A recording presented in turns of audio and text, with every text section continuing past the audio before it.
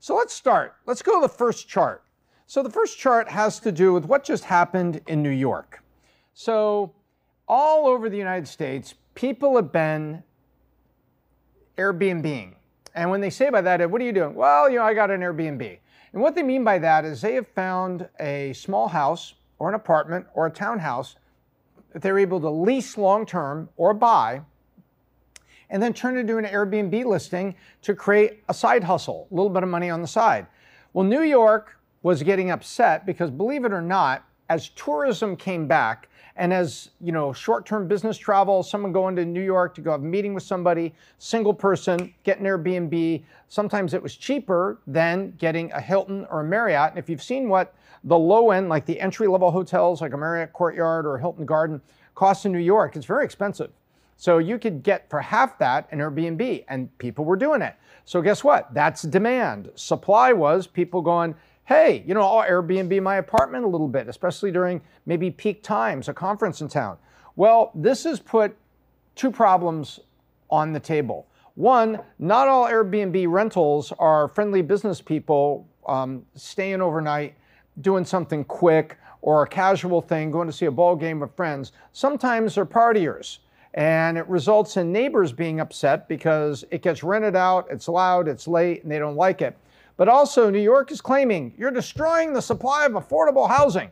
Well, I didn't know you could use New York and affordable housing in the same sentence, but nonetheless, they're complaining about it. So look at this chart. After they put the law up in New York that said, you cannot Airbnb your apartment, thou shalt not, or we'll fine you. And we'll go after your landlord and maybe you'll lose your lease. So there's some real teeth in this. They saw it coming, but look what happened overnight to an organization that tracks the New York City Airbnb listings.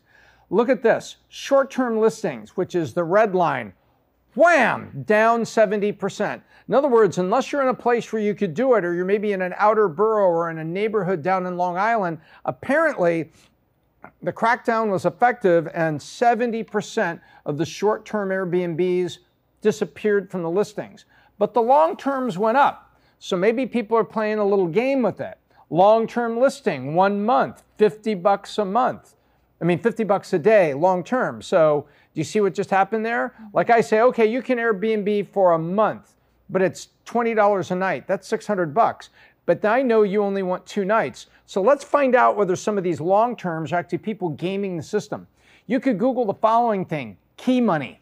Key money is something that was going on in New York a long time ago, and it still exists today, when they had the time of rent control. And back in the late 70s, I know we're talking 50 years ago, there was rent control and other things started to happen in New York City to facilitate affordable housing. Well, if you couldn't charge the rent, then sometimes it was key money. And I need $1,000 up front for the key. Oh, so that's another $100 for the year. Isn't that interesting? But I'm only paying $800 a month, not $900, because $800 was the rent control number. So those are the kind of games that were played. But it's very, very interesting what has gone on, that the side hustles in New York are Airbnb. So on one hand, the city is also playing a little bit of game with what's called zoning regs. Here's what a zoning reg is. Zoning reg is you cannot put an auto body shop in this area of neighborhood because it's not zoned for commercial business. People don't want to smell the paint, have the cars out there, coming and going and stuff. This is a quiet residential area where there will be no industrial activity. So that's zoned. Sometimes you hear it called R1 for residential 1 versus being residential 2 or being zoned for commercial. And what they're saying is if someone basically owns a house on Staten Island, and they're operating it as a full-time hotel because now they've retired and they're in the Poconos or something, or they've retired to Florida and they're renting this old Staten Island house, 3-bedroom, 2-bath, constantly. They are now effectively operating a rental property that's commercial, and this was not zoned for commercial. So you see the game that New York's putting together? Not really a game, but this is the logics going with it. On one hand, it says they're trying to put more affordable housing out there. On the other hand, they're trying to avoid the parties that happen when you've got situations, people were partying all this time, and it was bad for the residents and bad for the neighborhood. And then on the other hand, people are saying, wait, it's neither of those. I own that house. I should be able to do whatever I want with the house. It's not illegal to rent my house out to tenants. It's, I I was a tenant, not an Airbnb, but I got through college, bumming a room. I paid for it, paid for a couple $100 a month, but I basically Airbnb'd a room on a long-term basis with some relatives when I was going to college in Los Angeles because I wasn't able to afford a full apartment. I didn't need all that. I just needed something where I could borrow the washer and dryer that was in the garage and have a place to have a room. And that's what I did. And I had to park on the curb out front, back when I didn't have a car that I needed to protect in a garage. So I think there's something going on here that I think it's going to hit the fan a little bit. I think there's going to be some suits against the city. But as of right now, that's what's going on for Airbnb. So if you operate an Airbnb in other big cities where there's rent issues, especially if it's a blue mare, and if you go look at New York, you know exactly what I'm talking about, you may see that. And so this is kind of, some of you for entrepreneurship, you have your own business. Some of you do these side hustles and you make comments in there that, hey, I don't own a business, but I do these side hustles.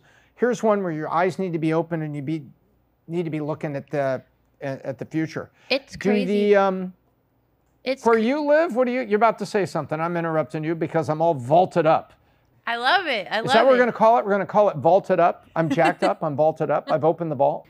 So it's crazy that you own something and yet you have no control over how you use it and how you monetize it. That's insane to me. Yeah, that's what I'm getting at. I mean, they could play the game on, you're operating a business and it's not zoned for that. Good grief. My mom has made quilts forever. I mean, there's a lot of people that have small businesses, they operate out of their house, and it's basically, there is absolutely zero impact on the neighbors. But I can understand, if parties break out.